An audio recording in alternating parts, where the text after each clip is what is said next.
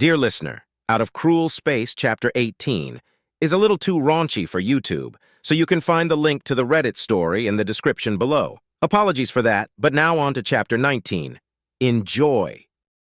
As stated previously, while colonization rights around cruel space have long been settled, we do recognize your right to found colonies and the need to expand the borders of human-controlled territory outside of its birth quadrant, if for no other reason than political and commercial expediency. Isel Shreen, ambassador of the Skora system, says, with a slight hiss as she lets her light pink tongue slither out somewhat. She's a married woman that has bonded deeply and well. While an entire race so endowed with men is still an unimaginable prize, her teasing of the Admiral is just that, teasing. Skora 3 and 5 are therefore not open for colonization and will remain nature preserves.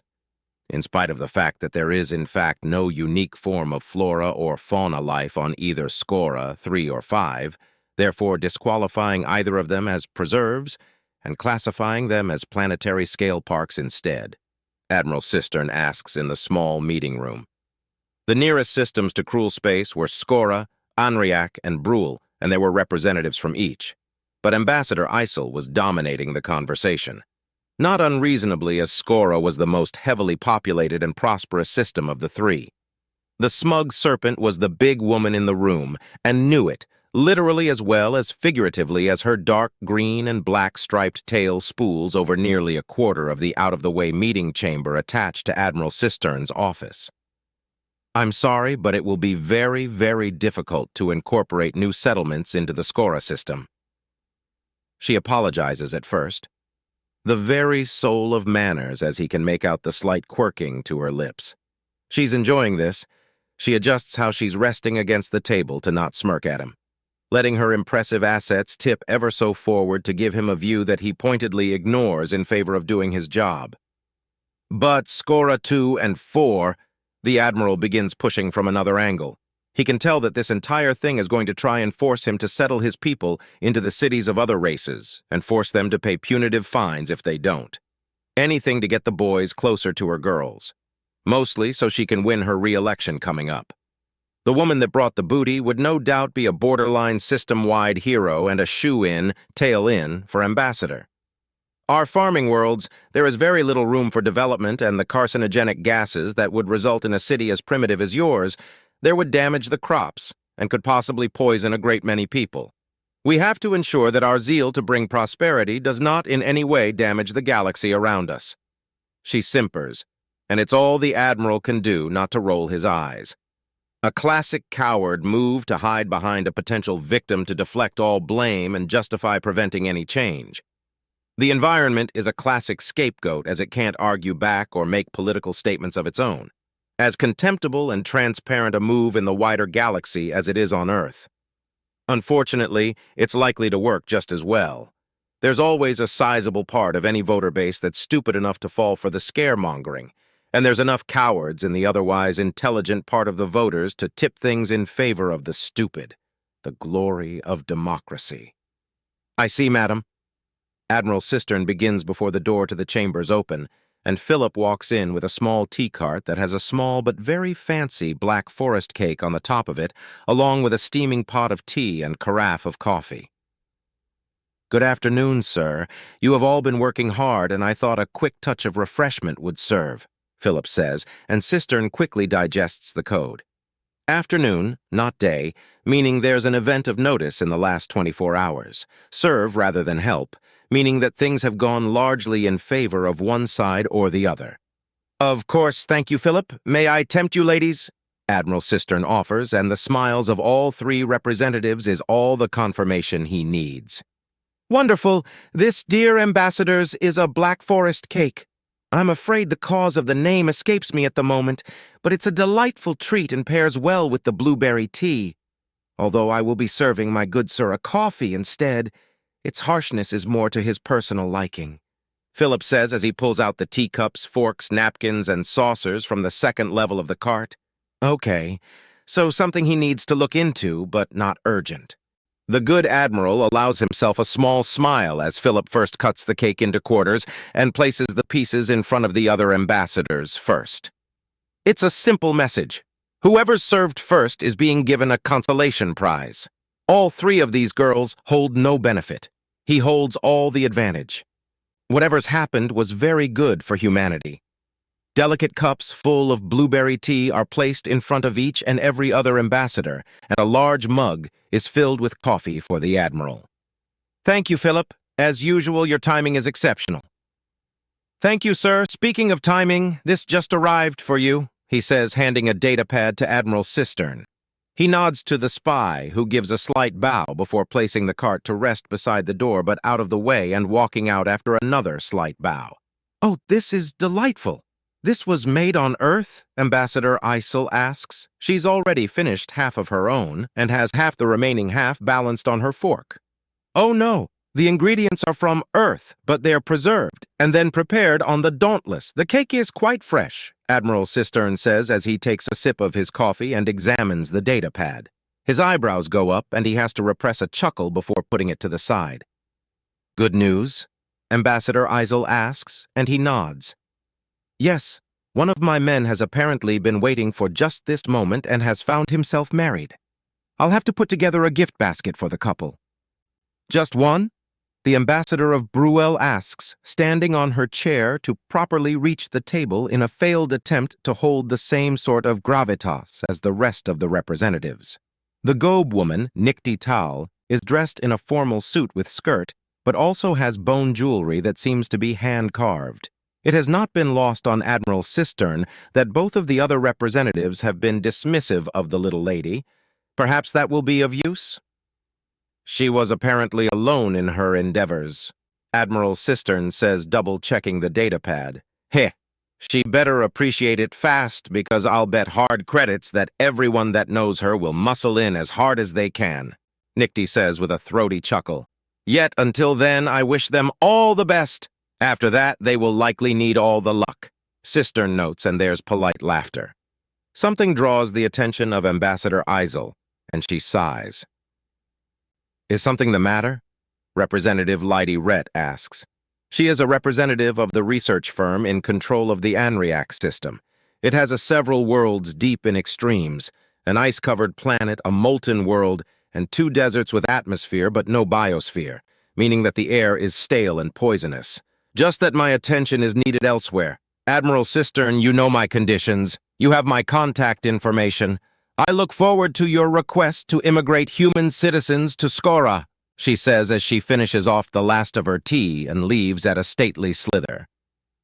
I do apologize if this is a question from ignorance, but are all Nagasha so self-assured? Admiral Cistern asks after the door closes behind her. Only the high-ranking ones. There are so many completely stable variants of the Nagasha that they go everywhere along the spectrum, Representative Lydie says with a slight smile as she dabs her lips. The Canador is a very intimidating sight despite her academic nature. Her behavior and manner of dress in a human woman would show a mousy, unassuming wallflower. On a Canador, she was both terrifying and sultry with a hint of nerd from her glasses and lab coat. The fact that she was 9 feet tall, had over 100 razor-sharp teeth, and had eaten the cake in a single bite was concerning.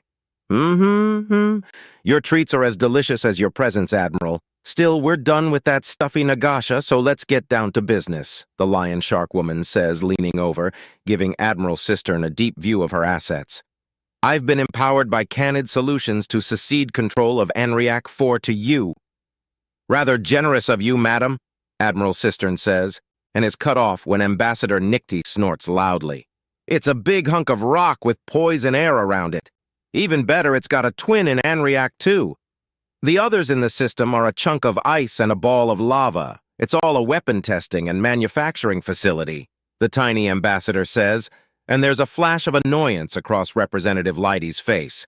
Admiral Cistern braces himself to jump and potentially shield the tiny woman from the massive predator, then relaxes as the larger woman smiles. Yes, I'm afraid my adorable little friend here is correct. It's more than generosity fueling this gift, she admits after patting the tiny gobe on the head and earning a simmering glare. When it comes to 3 or more worlds, buying the license for an entire system is generally cheaper, yet in this case, one of the 4 worlds wasn't really worth the cost. It is, as our little friend here has stated, a ball of rock and a poisonous atmosphere, one that's a nearly perfect replica of its twin in the system. It will be of use to you in your own research and development, no doubt, but it will not make a colony. Regardless of what use it is, the gift of an entire world is not a small one. You have my deepest gratitude for such astounding generosity. Oh, don't go making me blush. I'm married. Really, this is to both of our benefits. We can claim this for a massive tax break. This gift is paying for itself twice over, Lady says as she tips back the entire cup of tea in her mouth and audibly sloshes it before swallowing. Oh, this is delightful. I can't wait to try some of your race's other dishes. A fair warning, madam. A great deal of our food is made with spices that can prove quite lethal outside our own kind. I heard about that. Oh, I laughed good and hard hearing about that silly Tret nearly getting her tongue destroyed by flame, then ice. Luckily for me, Canador are one of the more resilient races the galaxy over. I can digest capsaicin just fine, Leidy assures him. Giant walking trash compactor. Ambassador Nicty mutters, and Admiral Cistern's eyes widen. Being called out on bullshit is one thing, outright insulted is another. Yet the gigantic predator seems to find this outburst even more amusing than the last. Oh, the teeny growl is just so cute, Leidy gushes as she kisses Ambassador Nicty on the top of the head like a favored pet. Anyways, I'll be heading out to formalize the paperwork for the transfer. Development and mineral rights of the world are yours for what good it does. I'm afraid it's more symbolic than anything else. But deeply appreciated regardless, madam. Thank you, truly. If you want to thank me, then you'll let my daughters visit your wonderful vessel and find what they need to get started on my granddaughters. The gigantic predator says, standing up and looming over the entire room. Madam, the Dauntless is a military vessel and ambassadorial headquarters. I'm afraid it's not a market for men. Oh, I know. You ambassador types are stuffy the galaxy over, even with a new species. Leidy grumps somewhat before reaching over to pat Admiral Cistern on the head. Still plenty adorable to hear a man growl at you, though, like you're going to actually do something. Ta-ta, darling. She gushes at him before stalking out of the room with a flick of her tail nearly knocking off Cistern's hat. A few moments of readjustment, and he's regained his composure. Yes, all Canador are like that. If you're a threat, then you're one of them. If you're not, then you're a helpless child to be protected and matronized. Ambassador Nicty spits out. I see. Now then, I'm sorry for the other two interrupting so much, but we never got to your system. That's just the way this galaxy works. Big, loud bitches talking over everyone else. The bitter ambassador spits. It's just you and me now, madam. You have my undivided attention, he assures the rumpled and insulted Gobe. She snorts and glares at him sullenly. What do you want with me and mine, anyways? You're looking to set up a colony or city, and all I've got is one planet around an out-of-the-way system. We're the armpit of the galaxy, a big stinky world dripping in heat and moisture, dank, damp, and down in the dumps. Our major exports are narcotics brewed from local plant life. They don't sell well enough for serious profit, and no one wants to visit a planet too warm for most races. Even the Nagasha don't like it there. Yet I have numerous soldiers who would describe your 60 to 80% humidity and 20 to 30-degree weather as homey. In fact, those temperatures match one of the most densely populated countries on Earth, one that is routinely visited for its natural beauty. It is much like many of the countries around the equator that aren't deserts. Really? And say I let you guys have one of the continents. Would you obey the laws of the world and beyond men? What would you bring to Brule? So long as you allow us to establish local bylaw, we will abide by planetary law, so long as Brule is not an arrangement system. It's not, don't worry.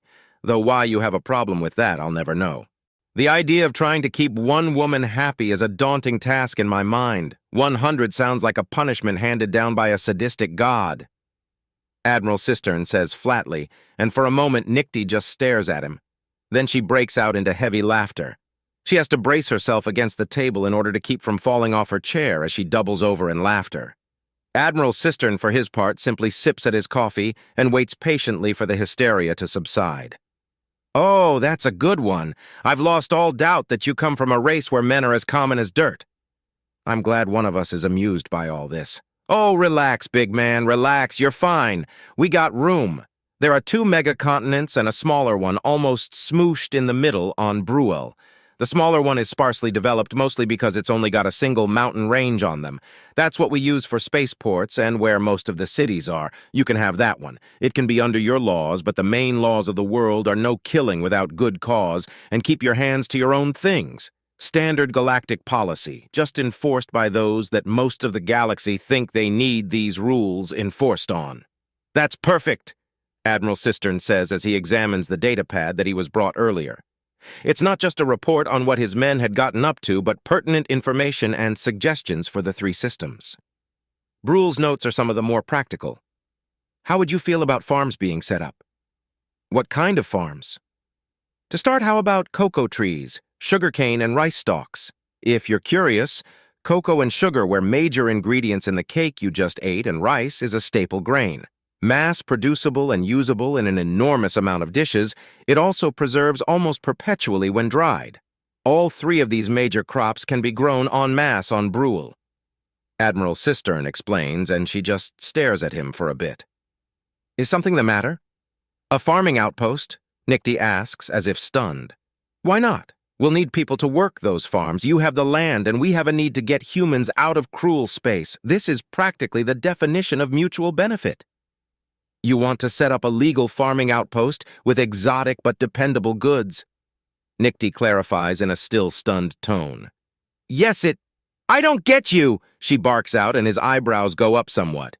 You were more slippery than the snake when she was here, gracious to that matronizing whore when she was flaunting those giant teeth of hers, but you deal straight and true with me, Maine.